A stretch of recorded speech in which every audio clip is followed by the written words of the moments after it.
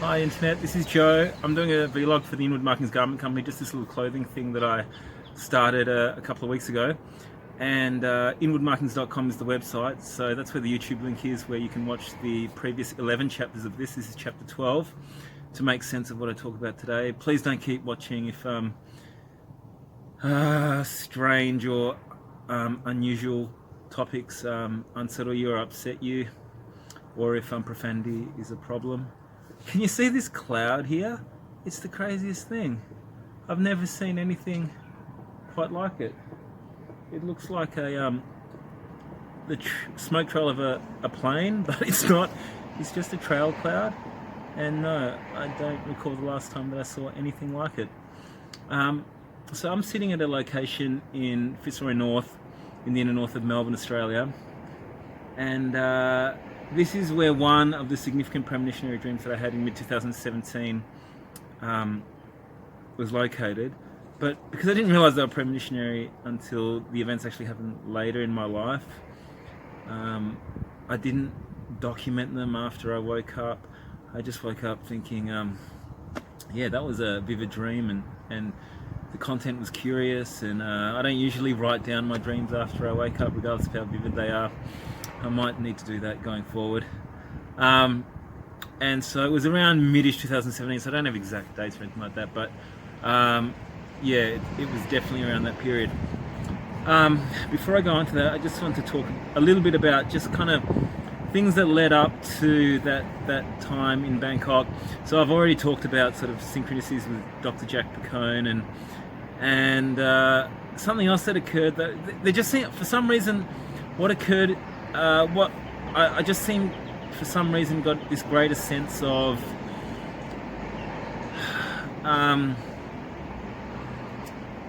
spiritual, if you like, spiritual aspects or cosmic aspects of existence that I'd always kind of considered throughout my life, but it seemed to just seemed to pique my interest more around this time. And I just remember one distinct memory I had was sitting on some steps of a bank on a really main street. Just I think I was eating something, and then afterward, just having this overwhelming feeling of I wonder where the moon cycle is. Like it'll come up. Prior to that in my life, it would come up every now and then. But this was this really pressing feeling that I received. I just felt compelled to look over my right shoulder after this feeling overwhelmed me, and the moon was hanging full, really huge in the sky, and low, and it was like it was just peering over my shoulder. It was uncanny, and totally took me by surprise. The other thing that happened around this time is that I woke up with scratch marks that I couldn't explain along my inner thigh, and they were quite long, and I did take a photo of them, and I need to get that photo again. It's in my Facebook photo history, which I never look at. I never look at notifications or my history. Oh, well, okay, that's not true. Instagram, I've been getting back onto that, and Twitter, I had some periods of taking care of that, but I don't think I've checked Facebook notifications or messages. I can't remember. I think it's been a couple of years, maybe more. And something I just feel a little bit fearful about going through my photos. I mean, there's a lot, because, you know, stuff that I post, like not my own photos but other things, is part of that gallery. So there's a lot of trawling through to do.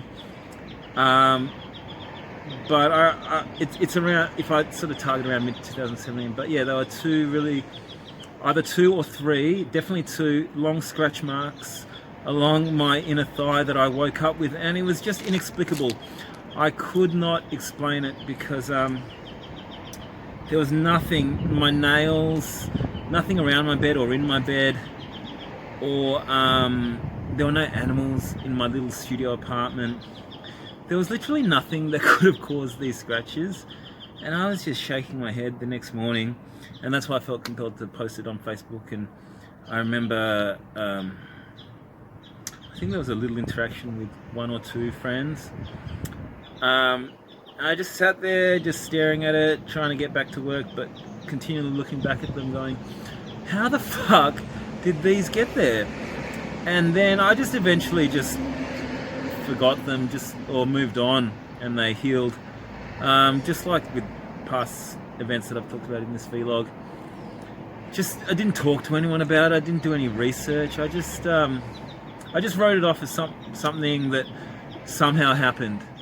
But in hindsight, it's because it happened around the same time as kind of that moon incident and the dreams. I feel like it's significant, and there is still no explanation. And also because the events that occurred after arriving in Australia they don't have explanation in terms of how me being able to articulate them as just a human on the planet Earth. I feel, I use the term the universe because that is what it is to me. You might use God, you might use, I don't know, the cosmos, whatever, but it is something beyond the material realm. I feel certain of that now, based on my experiences. It's experiential. That's what makes it so meaningful, and I feel confident that if I went about my days trying to document everything, things occur without me being able to anticipate them, so that makes it difficult. But I think that you can't connect with the universe, if you like, if you're walking around like a detective with a camera. It's about like surrendering to it, I guess, and just doing it without expectation, and trying to just be present in your day-to-day life, getting on with what is important to you, and then I guess the winks occur from the universe and synchronicities occur. But again, as I've said in previous chapters, I'm not here instructing anyone or providing some kind of template or guidance, because I did not at any stage in my life seek out cosmic experiences or connections with the universe. Things have unfolded the way they have, and it feels like a destined process, as I've mentioned. So the wink. So if you look at the last chapter, this will make sense. The premonitionary dream that occurred here was kind of like a wink, really, to kind of I don't know, it's helped me to feel, it's just bolstered, like even without that second one, I would still be confident about the premonitionary nature of the most significant dream.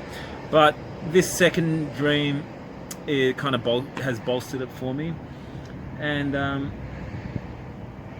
what was unusual about it, as with both of them, is that it was a dream that was not connected to my life at that time, and not really anything had been happening in my life at that time to make that dream seem like, oh yeah, that, that's because I was doing this, that, and the other. Like, yes, it was about skateboarding, and I pretty much watched skateboarding footage every day, and at that time was doing that as well, but it was very specific. So this dream occurred on this corner location where I have never attended any kind of skate event. I don't think I've even skateboarded on this corner, or even seen another person skateboard on this corner at that time, up until that time.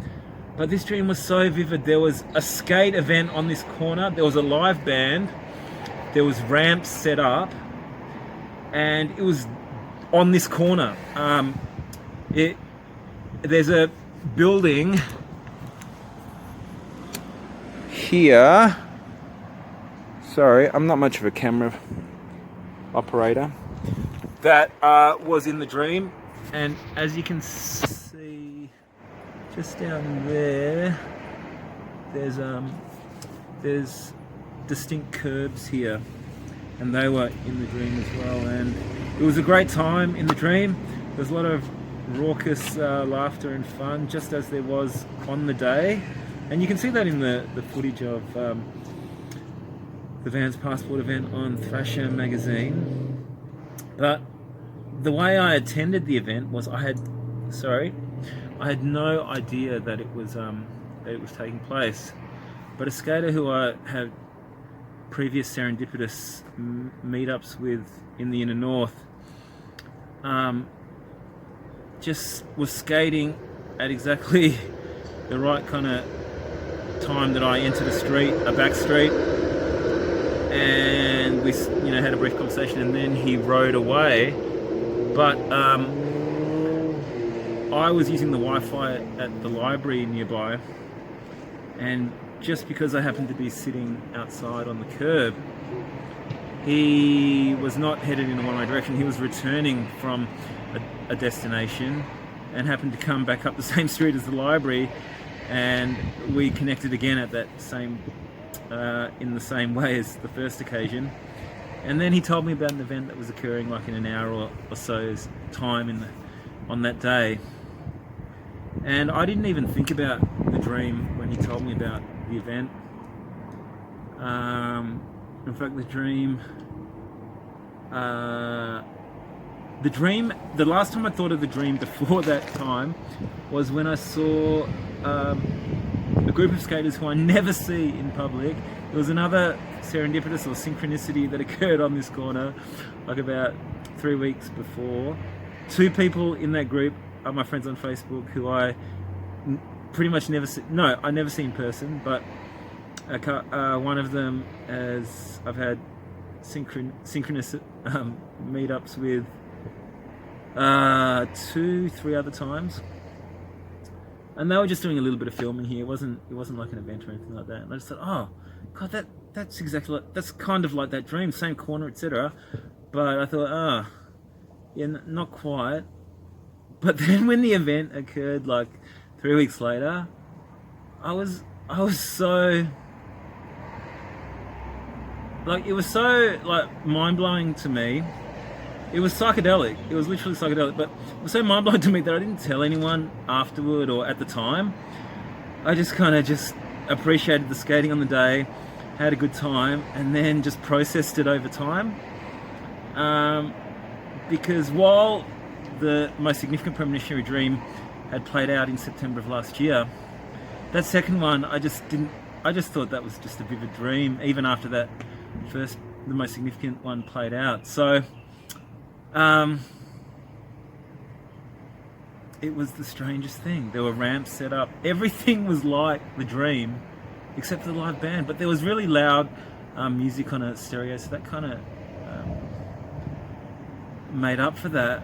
But I asked someone who's been in Melbourne, in the Melbourne skate scene for a long time, at the end of the event, has anything like that ever been held here? And he said, oh no, not really. And I've never seen an event like as intense as what occurred here today, because by the end of the day, there were like ramps set up in positions that they weren't at the beginning, and people were executing tricks that were just fucking off the chain, and people were like holding up traffic, and trams were having to stop. It became psychedelic. It was like nothing I've seen before, and then the guy I spoke with at the end said he hadn't seen anything like it before either.